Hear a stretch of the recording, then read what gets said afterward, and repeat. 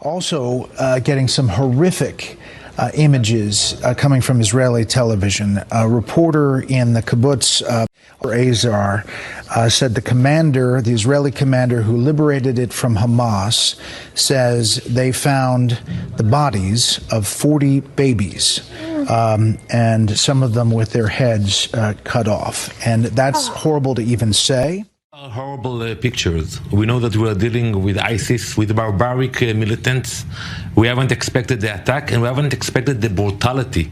You know, you can fight, but to come to a community, to drag kids from their homes, tie them, and burn them alive.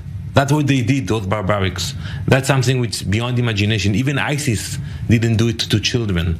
What they did to our women that they dragged into Gaza.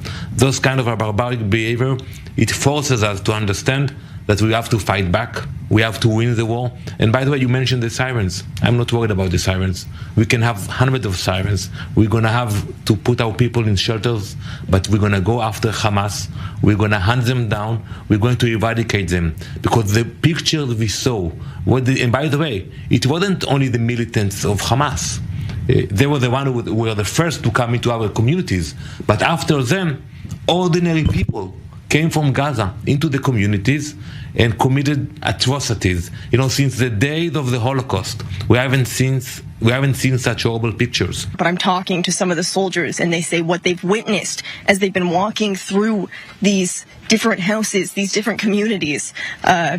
Babies, their heads cut off. That's what they said. Gunned down. Families completely gunned down in their beds. You can see some of these soldiers right now comforting each other. Many of them reserves who jumped into action, leaving their own families behind as well, not knowing the sheer horror that they were about to come to. They say they've never experienced anything like this. This is nothing that anyone could have even imagined when you're walking through here. Baby cribs thrown to the side. Trey, Charlie Hurt here. Amid all of your amazing reporting, one of the most haunting details was your description of these Hamas terrorists going house to house and finding families cowering in safe rooms.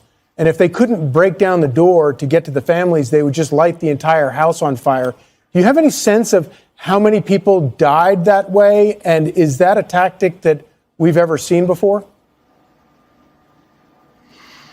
So the majority of people were killed when these militants entered these communities along the border. This is a tactic that is unheard of in modern warfare, such an extremist way to slaughter innocent people. They beheaded soldiers. They dragged bodies through the streets of Gaza and then captured people to take into the tunnels underneath the Gaza Strip. A lot of this for the propaganda of the group to inflict that fear into the hearts and minds of the Israeli people. And they were able to do that. But what they didn't understand is that by doing that, they would mobilize an entire country against them. Now, the situation in Gaza is much more complicated. It's almost like a crime scene. The longer Israel waits to be able to conduct those hostage rescues in Gaza, the longer the terrorists have to move around those hostages, which makes it more difficult for our Mossad and our Shin Bet security, our intelligence agencies, to find them. And I believe that you're going to see Israel dial things up and do what they do best, which is selective operations using disguise, using surprise, and using audacity and tenaciousness. And let me tell you, those assets, they're on par with Delta Force. They're on par with DevGru or SEAL Team 6. The Israelis are finely tuned machines when it comes to these operations. Hamas, and I prefer calling them terrorists and not militants, but they've indicated that they will execute one hostage for every Israeli strike. Moving forward, I don't know, and maybe you do, how Israel will handle this. And there's also a second part of this. If there is a war in the Golan Heights, the northern border, where Lebanon is, do other countries then get involved? How is Israel in a position to defend herself, especially since I'm hearing that the Iron Dome is kind of it's kind of being stretched in terms of its strength because they're shooting missiles, some of which are duds that start to wear down the dome. So that there is this concerted effort again in this kind of coordinated militaristic way that they're handling this, where Israel is truly on the defensive. Yeah, this is part of the issue, is that they're dealing with two separate fronts and two different groups of fighters.